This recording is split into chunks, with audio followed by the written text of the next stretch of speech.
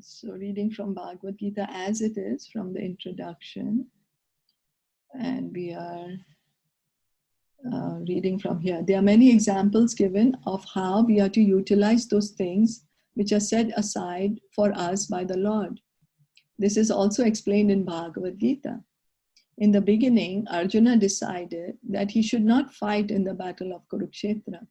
This was his own decision. Arjuna told the Lord that it was not possible for him to enjoy the kingdom after killing his own kinsman. This decision was based on the body because he was thinking that the body was himself and that his bodily relations or expansions were his brothers, nephews, brothers-in-law, grandfathers, and so on.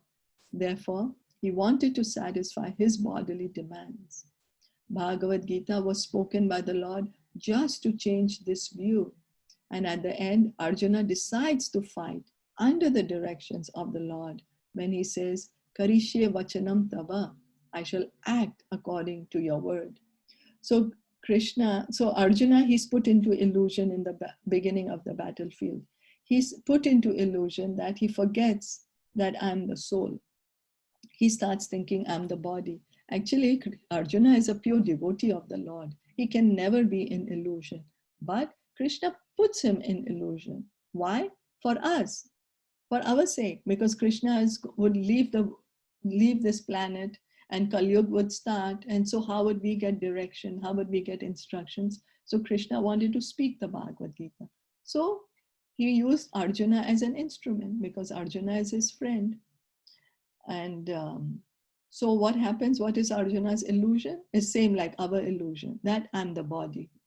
We forget, we don't realize that we are the soul and all the other living entities that we are around us, or all the living entities who are there, they are also the soul. They are not the body, but we think we are the body. And we start thinking, oh, this is my husband, my wife, my father, or mine, you know, it all starts with me and mine. And then after receiving the knowledge of Bhagavad Gita, Arjuna tells Krishna, I will act as your instruction. I will act for your pleasure. So the act is the same. Arjuna is a warrior. He will fight. That's what Krishna tells him. That right now you're refusing to fight, but by your nature, you will fight. So just fight because I'm telling you to, you know, and in that way you will become glorious. So just become my instrument. And that's what Krishna is telling to us through Arjuna, that because whatever nature we have, we will act according to that nature. But then what to do? We should act for the pleasure of Krishna. That every act, whenever we act, there will be some reaction, there will be some result. And that result, offer it to Krishna, connect it to Krishna. That is the essence. So, in this world, men are not meant for quarreling like cats and dogs. Men must be intelligent to realize the importance of human life and refuse to act like ordinary animals. A human being should realize the aim of his life, and this direction is given in all Vedic literatures, and the essence is given in Bhagavad Gita.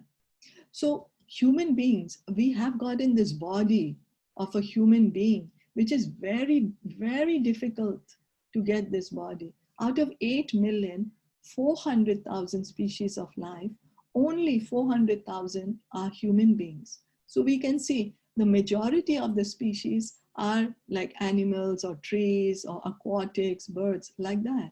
Human beings are only 400. So it's so difficult to get this human body.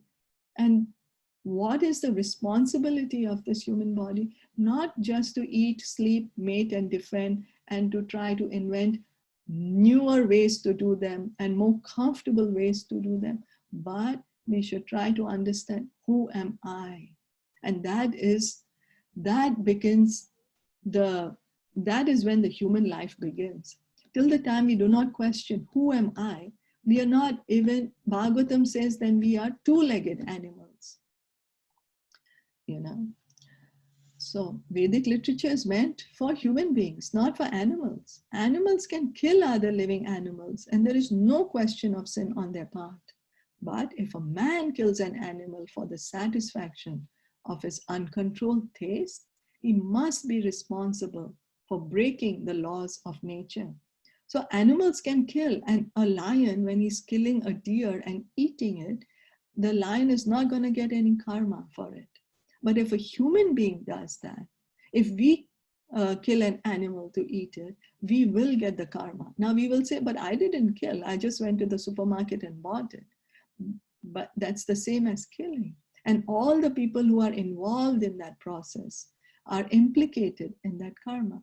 And then what happens? In the next life, Mother Nature says, instead of you accumulating so much bad karma by doing these sinful activities in the body of a human being, rather you become an animal so you can continue doing these activities and you will not get sinful reactions for it.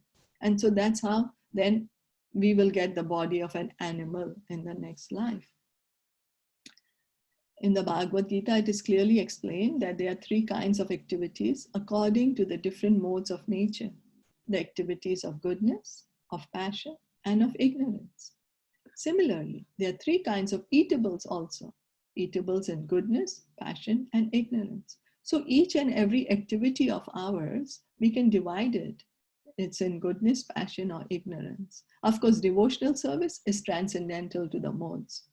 The minute we engage in devotional service, it's beyond the modes. And so eating, what are we eating? The food that we eat, how we eat it, that is also in these three modes.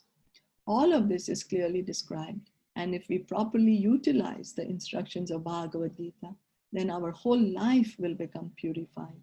And ultimately, we will be able to reach the destination, which is beyond this material sky. So we should try to understand Bhagavad Gita. Just try to listen to it attentively and submissively and follow the instructions of Krishna. And then what will happen is we will get purified. And then what will happen? We can go back home, back to Godhead. Is that okay? Any questions? Yeah. No, all good. All good. Yeah. So we'll stop here for today. Bhagavad Gita ki jai, Srila Prabhupada ki jai. So please light your ghee diyas today for Damodar, starting for Damodar, and Damodar is very happy by just this simple offering of a ghee diya. Try to chant as much as you can. Try to give Krishna to others as much as you can. Connect everyone to Krishna. This is a special month where even if once somebody says Hare Krishna, they can get 1,000 times the benefit. So let us try our best to encourage others also to join in this chanting.